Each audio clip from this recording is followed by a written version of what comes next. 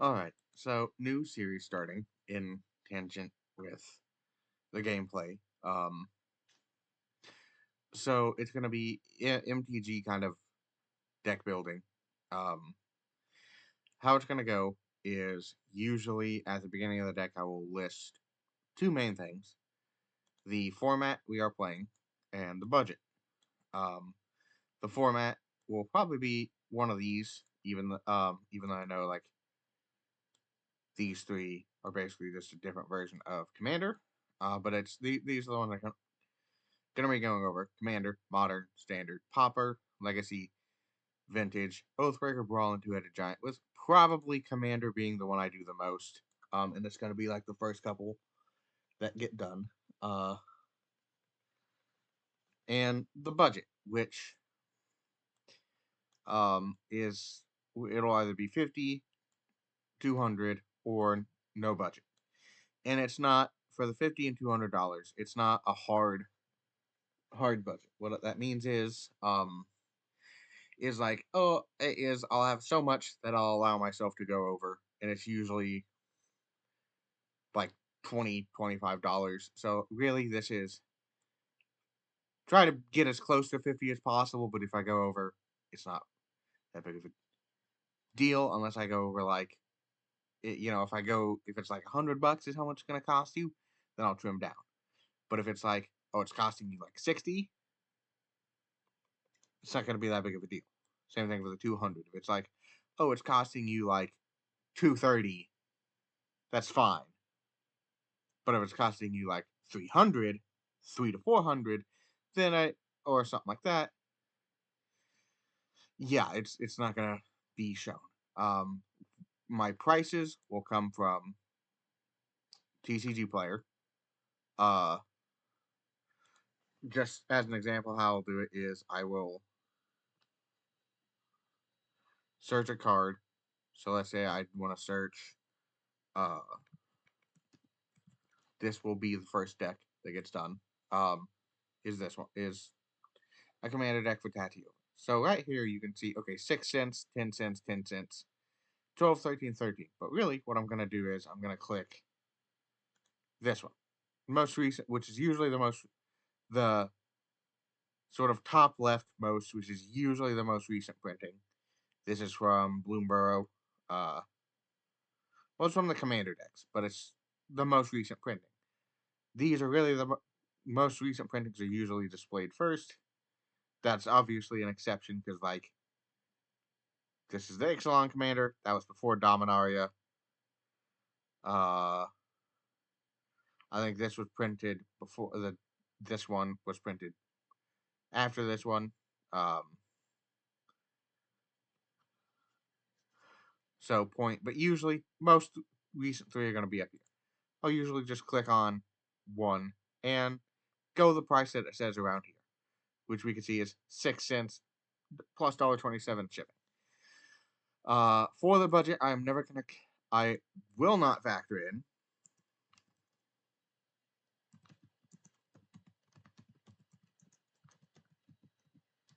shipping. I'm not going to be including shipping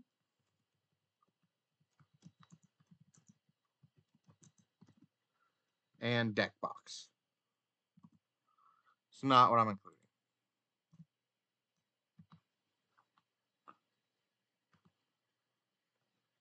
Actually,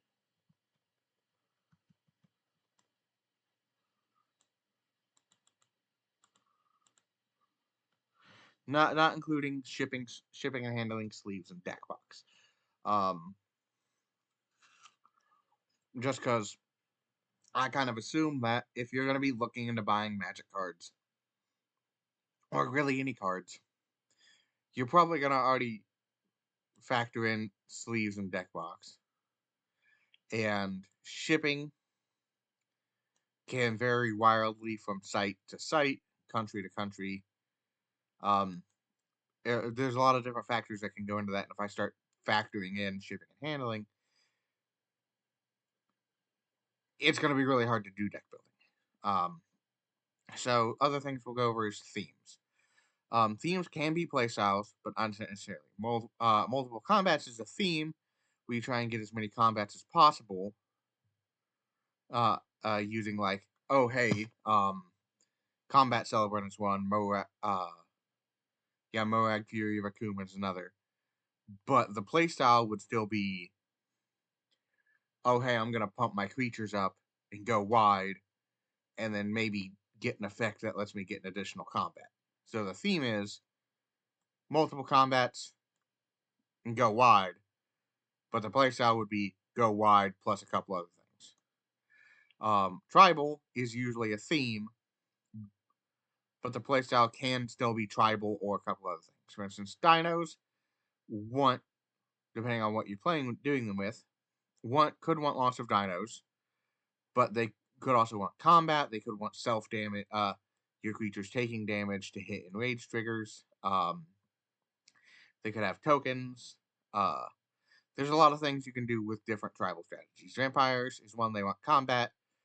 They also kind of want tokens, but they also want like sack outlets and stuff like that, and creatures dying. They also kind of murder. It was the two most recent. Not Zendikar. What's that? What plane was that? I don't know why I'm blanking on this. Um, but there were two sets within the past couple of years that like gave us some vampires, let them do blood tokens. Um, Innistrad. Um, the two most recent Innistrad sets gave us some blood token stuff. Playstyle will basically be, what's the deck do? What's it want to do? How does it do it? Um, Singular. Does it have a singular playstyle or multiple playstyles? For instance, tokens can be a playstyle, but is it go wide token or is it convoke tokens or is it sack tokens, which is kind of aristocrats? Is it you know okay, life gain could be a playstyle, also could be a theme, but life gain as a playstyle, is it life gain through like lifelink? Is it life gain through I'm playing a lot of effects that are just when a thing happens, gain some life. For commander, this also applies for Oathbreaker, Brawl, and Twin-Headed Giant. Is for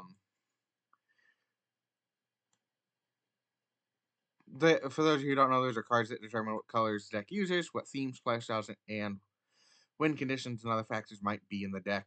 Um, but I will also note: is it a singular commander or a partner? Um, are there any backup commanders, i.e., commanders that could be in the command zone, but the deck's not inherently at its best potential when they're in the command zone, or not? It's not at its best potential, or it's maybe they're a backup commander just because, oh hey, they are a legendary creature that are the same colors as the commander and do something similar. For instance, hmm, Tatiova beneath a druid. Anything that's blue green landfall can theoretically do that. Like AEC, Tyrant of Gyre Straits, could technically do that, and he actually has a similar could do Tatiova, and he actually does pretty well in that because he draws a card like Tatiova when a land enters, and he lets you play an additional one, which is a little better. But if you build around the life gain from Tatiova and the card draw from Tatiova, not having that life gain might not inherently be a good thing. Um, if a background is used, because there are cards from the D&D set that say, hey, you can use a background, which is basically just an enchantment. Um, what is used? Is the commander there just for the colors, or are we planning to utilize the effect? Um, there are some decks where, yeah, you really don't have good colors for what you're wanting to do, a good commander for what you're wanting to do, so you just throw something in that you can use. I can't really think of one off the. Usually, I build around the commander, so I can't really think of anything like that. Um, I will say when it comes to where can you find, I will usually have a pinned comment with an archidekt uh, link to the deck. That's usually where I'm going to be building it. I will be building it in an app called Deck Builder. It just in case somebody wants like a file version of it to use on a computer. Um, I also most of the cards I will also be using Deck Builder because Deck Builder can look up cards and EDHREC um, to kind of help build these decks because I don't have a knowledge of all of the cards in Magic. So these can kind of help me find good ideas. Um, Tech options, which is basically cards that can be put in the deck to benefit it, but don't always work with the deck's playstyles and themes, or they don't completely work with it. For instance, in a landfall deck, okay, stuff like Teferi's Ageless Insight can help because it's extra draw, but it's not going to help all the time, so it's a tech piece because it's only helping if you're drawing more than one card per turn. Um, I give some examples here. Maskwood Nexus in a tribal deck, so that it says 5, but really any amount of non-tribal creatures you have become that tribe. So like, let's say you have 5 non-vampires in a vampire deck. Putting Maskwood Nexus in there could be nice because it makes them um it makes those non-vampires become vampires, and it makes shape shifters with changeling, so it technically makes vampires. Um, Another example: Virtue of Knowledge in a Simic Landfall deck. 100% going in here. To double up Scoot Swarm triggers and other landfall triggers. I'll also be going over any alternate win cons. I believe I said that up here somewhere. Um, any alternate win cons the deck plans on using, or I'll also be going over kind of what the deck's good at, what's it do well, where can it be improved, and kind of what matchups to look out for. Um, that's usually how this is going to go. And I am going to build the deck beforehand just because I've experimented with how long would it take if I sat here and built the deck. Videos would be about 2 hours long. I don't want you guys to sit through 2 hours of my rambling bullshit. Just because that's not going to be entertaining. I tried to do it with a deck and it ended up being, I think it was an hour and 50 something minutes. So there's that. If you guys can think of any other criteria that I could go over for the decks, let me know in the comments. If there's any decks you'd like to see, post it in a comment with like, let's say deck critique series. That's DECK space CRITIQUE